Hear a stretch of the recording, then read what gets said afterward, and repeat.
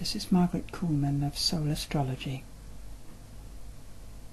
New moon in Capricorn on the 24th of December, very close to Pluto, who's been going through Capricorn for a while now, demonstrating through powerful events in the earth that there are changes afoot, and they will happen.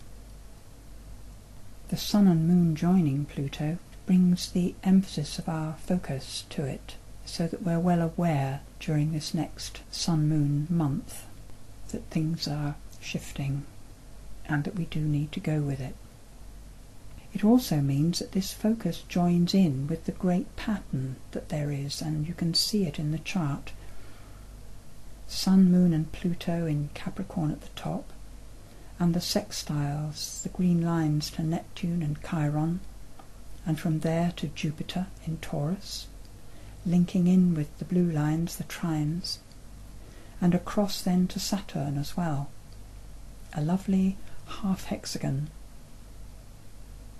showing, I think, that these changes are in line with the spiritual development, can I say, of humanity, even though they may be painful and uncomfortable, Chiron joining in there.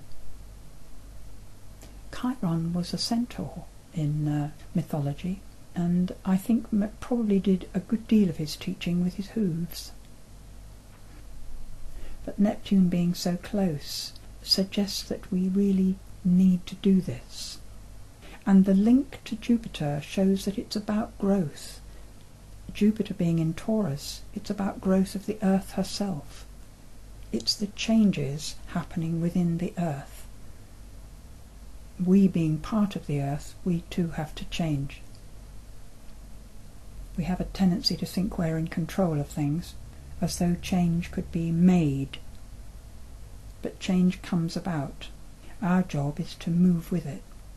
Jupiter for the last 4 months has been retrograde, which has slowed down perhaps a sense of the growth that we can make, and perhaps lulls us into a feeling that the earth is settling down again.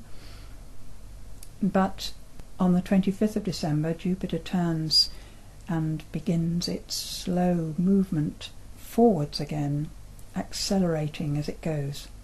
So growth and expansion on the cards, definitely for the next few months, and perhaps the feeling of a release of something that's been holding back from this new moon. On the 27th of December, Mercury in Sagittarius actually reaches the North Node for its last time this year.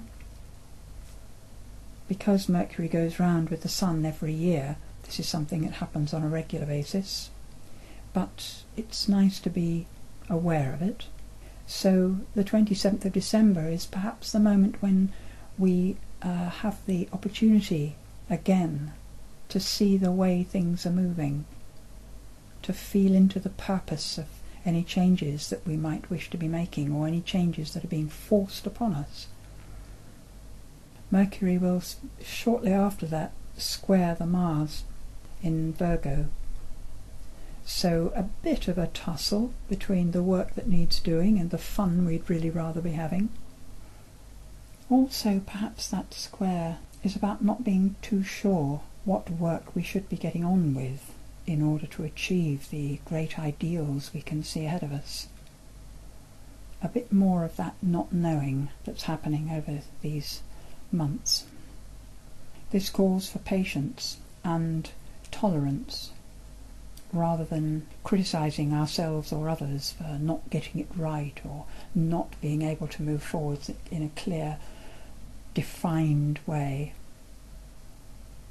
Mercury moves very fast, and on the 6th of January it begins to make its connection with Jupiter. By the 8th of January it moves into Capricorn itself. This, bear in mind, is our thinking and our communication, our movement. So for this period from the 6th to the 10th of January, we're likely to be very aware of the big pattern, very much here we are into 2012 at last. Hasn't the world been talking about this for rather a long time? That feeling of, okay, now what? On the 8th of January is when it actually goes into Capricorn, but the feeling that there's going to be a need for focus and effort and change will be there before that, as it kicks into the pattern, connecting first with Saturn. So there may be a huge amount of ideas that come as to what's possible, but from the 8th of January we're more likely to be able to make choices and follow through those, prioritising. On the 13th of January, Mercury will be over the Pluto. This tends to result in powerful expression, strong communication. There could be as much desire to hold into the past as there is to change it. An important thing to remember when talking with people or listening to what people have to say is that we are all communicating from our sense of need. Remembering to ponder on what the needs may be, our own and other people's, could go a long way to defusing any argumentative difficulties. The problem that the chart is showing up is with that Uranus squaring Sun, Moon mainly, and also Pluto, and not having anything to soften its action. So it could be the ending of an argument by going out and slamming the door behind you, or just wanting to get away from the problems.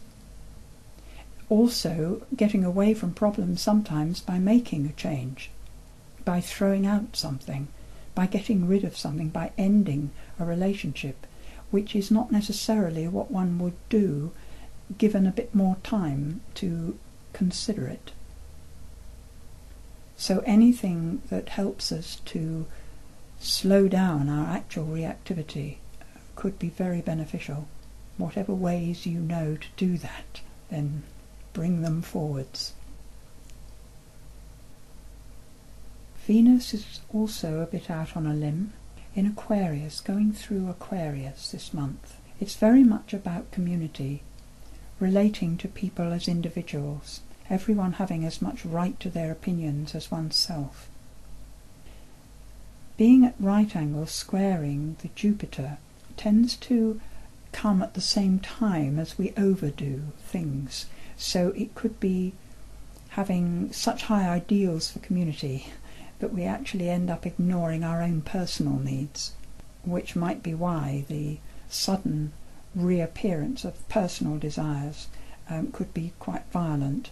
So a bit of ricocheting between really accepting the facts of the matter and enjoying what we do have and loving the people who are near to us, and perhaps wanting everybody to be more ideal than that and not express their emotions in this highly personal way that we do. But truly I feel the emphasis this month is through the Capricorn, as it draws in so many other planets in the pattern, and especially from the 8th of January, that sense of responsibility, a kind of sighing as we take on what we know we need to do next, and just dealing with the situation we find ourselves in. Just dealing with it day by day is the Capricorn way, doing the work. It can get quite heavy sometimes, because when you're dealing with the work, focusing on the physical, it's so easy to forget about the light of it all, the oneness of it all. If you have any connection with nature, if you find yourself, if you live anywhere where there is nature, and mostly even if it's potted plants or a tree in the road, there is nature somewhere to be seen. Nature will bring us back to that sense of oneness. All things that grow from the earth in one way or another, and the earth is one great ball. So everything that grows is an expression of the earth herself.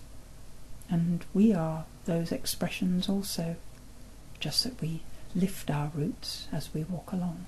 But our energy is rooted there. We are made of the same stuff. And it is all amazing and quite wonderful.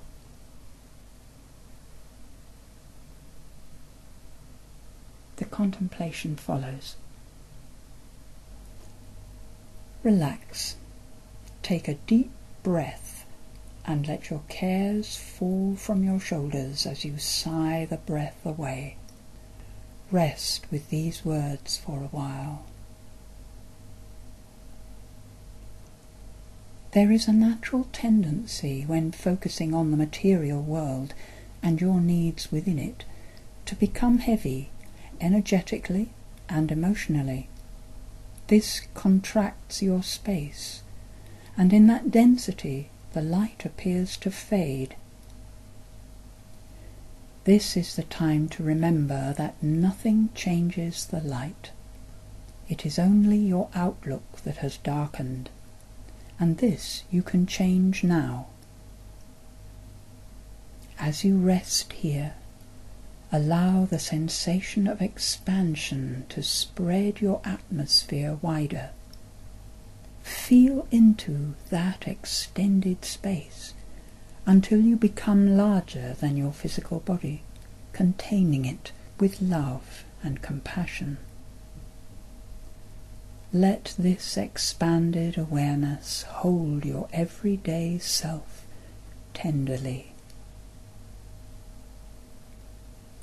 Give yourself time. Life as a human being is not easy. You are the one allowing that sense of pressure you feel, creating anxiety you don't need. You are doing well in your life. Let yourself receive this and know it's true.